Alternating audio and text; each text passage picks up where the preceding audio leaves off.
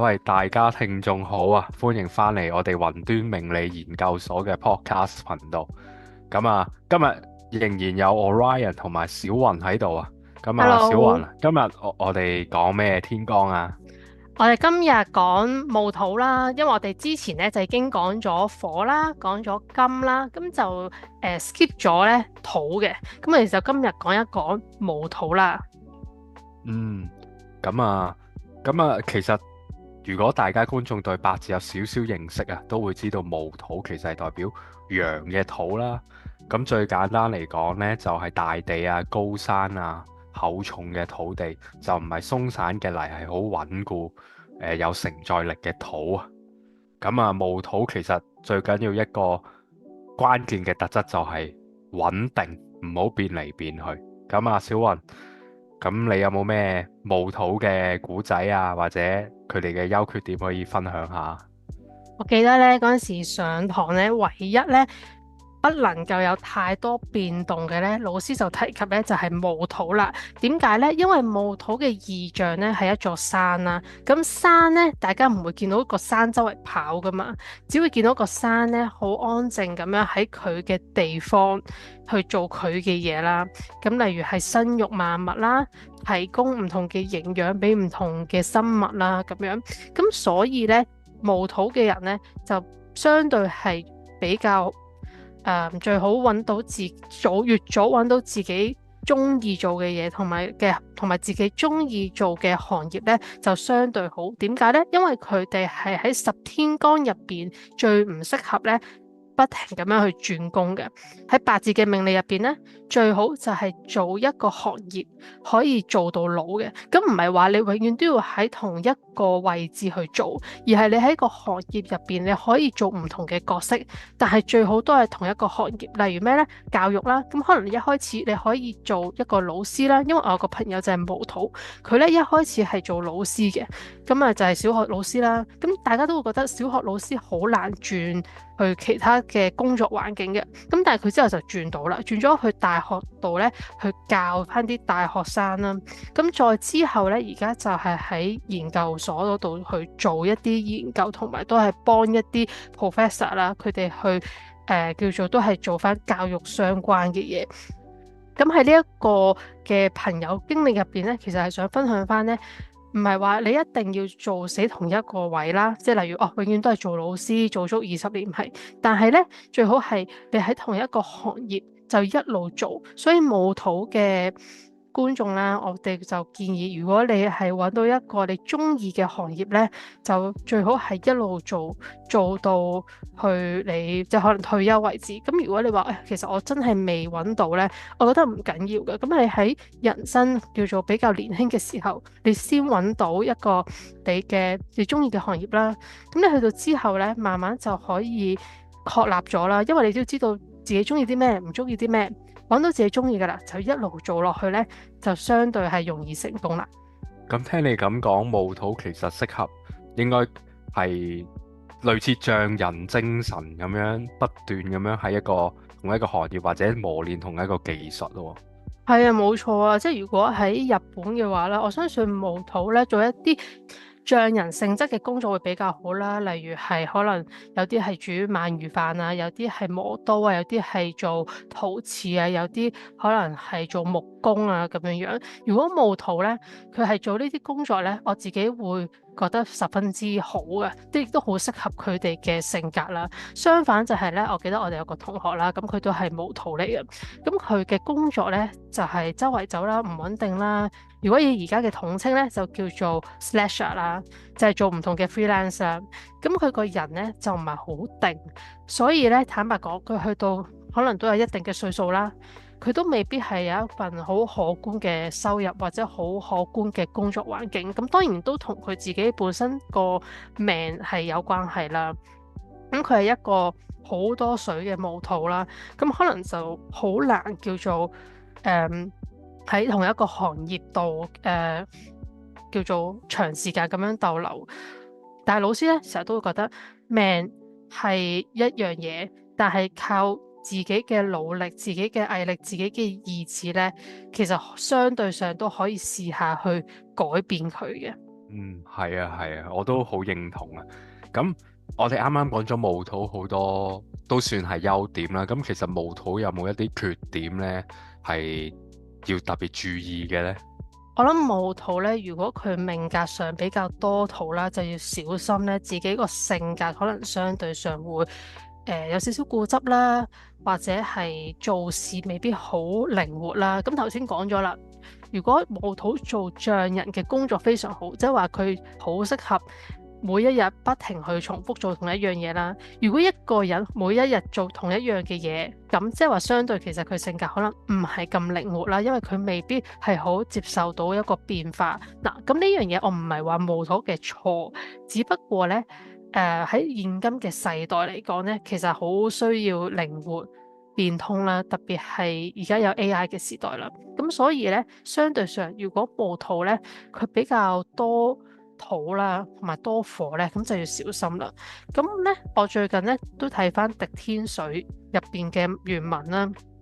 咁關於木土咧，就有呢一段嘅意思。我自己覺得咧，都幾講中咧，其實木土嘅性格同埋喜忌嘅。咁原文就話啦，木土故重，既重且靜，靜庸動僻，萬物思靈，水潤物生，土燥物病。若在艮坤，下沖且靜。意思係咩呢？木土嘅性質咧就係堅固同埋厚重嘅，咁就唔適合沖刑啦。咁如果大家熟悉呢一個嘅刑沖破害啦，咁就知道咧，如果土嘅刑沖破害咧，相對比較多就係有丑戌未同埋辰土啦。咁如果你比較多丑戌未咧，咁相對上就最好揾一啲嘢去化解咗，咁就會好少少，因為始終呢一個都係刑害啦。咁另外咧就有講啦，陽土喜潤咧就不喜燥嘅，即係話咩咧？作為一個木土，其實你本身如果土已經好重啦，最好咧就多翻少少水咧係會好啲，因為水係主宰靈活，而土係代表穩重啊嘛。咁但係一個世代唔可以話哦，我淨係得穩重啊，我哋都需要有啲靈活性。咁所以咧木土嘅話咧，如果命局或者大運咧有水啦，咁當然你原局唔可以太多啦，即係每一樣嘢太多都唔係咁好嘅。咁如果有啲水咧，其實相對上係好嘅，而且木土作為一個山啦，咁山嘅話有水先至可以滋潤到其他嘢。如果一個土太多火啦，例如你見到一啲火山啦，其實火山就未必。佢入邊雖然有好多嘅礦物啊，或者係有好多嘅熔岩嗰啲嘢啦，但係佢係生長唔到其他嘢。咁但係木土嘅最高格局咧，其實就係可以生長到其他嘢，咁你先至可以收割噶嘛。例如山啦，山可能就要有一個大江大河啊，咁樣圍繞住佢走，咁啊有個太陽射一射啦，有埋木啦，咁啊成個畫面都出晒嚟喎，咁啊算係。唔算最高嘅格局呢？我自己覺得係嘅，例如木土啦，你見甲木啦，你見丙火啦，你見壬水啦，咁成個畫面就好靚。我覺得癸水都可以嘅，不過冇癸合啦，咁又產生另一個問題，咁有機會之後再講啦。咁但係如果見到四個都係喺原局或者大運啦，而且都係陽天干，咁陽配陽相對都真係好啲嘅，咁可能嗰個運帶俾你嘅嘢就會多少少，或者原命上嘅嘢就會多少少咯。係啊，係啊，咁啊，不如我哋講下木土嘅名人啦，有咩名人你係知道係木土日元嘅？我自己咧就之前有睇過阿陳法拉小姐啦，因為我自己覺得阿法拉真係好靚啦。咁咧佢就係木土一員啦。咁佢自己就係好早期啦，佢自己都話好早期已經發現自己好中意演戲啊。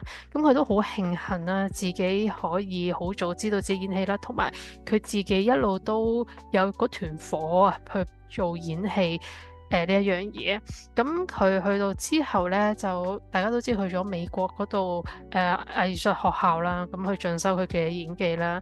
咁近年佢都亦都有翻到香港發展啦，咁有拍唔同嘅電影啦，咁亦都有提名啦，如果冇記錯。咁喺荷里活咧，亦都慢慢係有一個發展嘅，亦都有一啲演出嘅機會。咁呢個都相當唔容易啦，我自己覺得。咁我諗就係佢自己一路喺呢個行業度叫做努力啊，同埋鑽研啦。咁所以都有幾好嘅成績啊。咁去到近年，據我所知咧，佢都參與少少幕後嘅嘢啦。其實我自己就覺得佢都呈現到幾叫做成功例子嘅舞蹈，就係佢喺一個行業，咁佢又不停去進修啦。另外佢都唔係淨係做演員嘅工作啦，亦都有做一啲幕後嘅工作。如果我冇記錯，唔記得係導演定係寫劇本啦，咁佢都有叫做參與入去啦。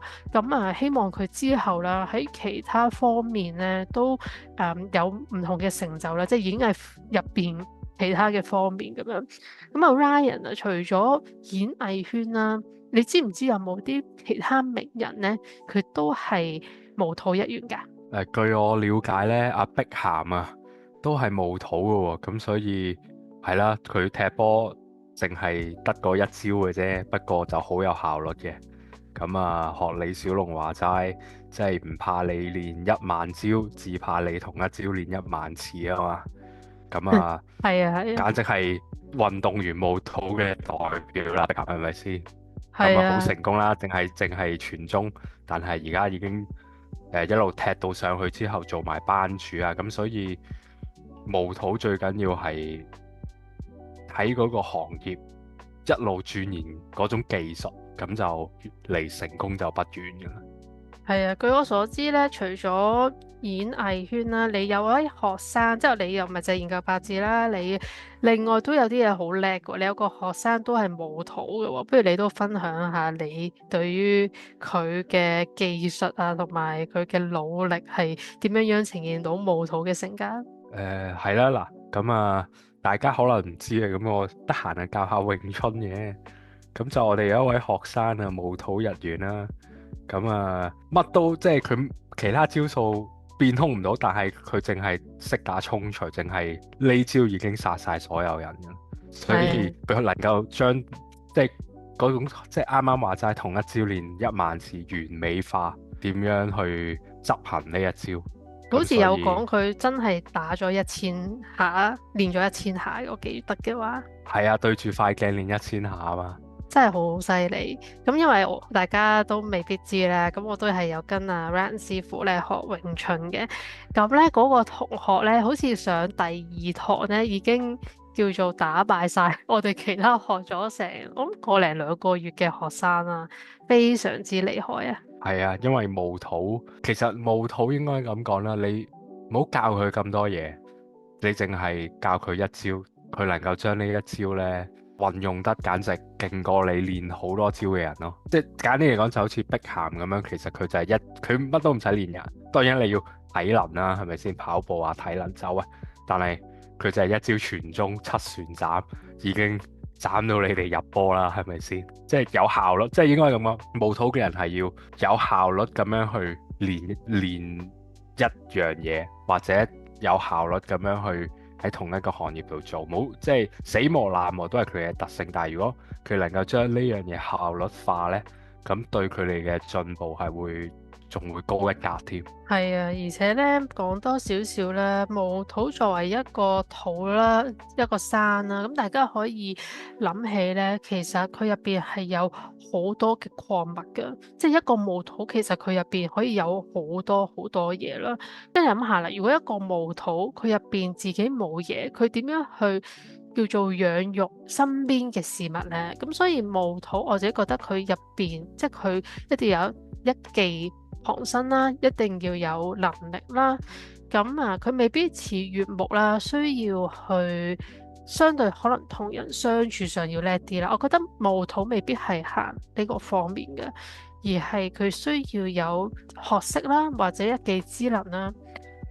例如裝修啦，其實都係例如裝修，你識做裝修，咁你一世做裝修，其實都係揾到食嘅。即係佢可能一開始由學徒啦，做到去技工啦，做到去老闆啦，咁樣樣一路去叫做學習新嘅裝修嘅知識啦，例如係物料上面啦，咁樣一路去做呢一個行業。其實我覺得模土係應該向呢方面發展，而未必係可能似乙木啊，或者即係乙木咁樣係同人溝通啦，或者係辛金咁樣啦，不停係要打扮自己，即係唔係話完全唔打扮，但未必係嗰個方向咯。我覺得每一個十天光佢要知自己個方向係好重要嘅。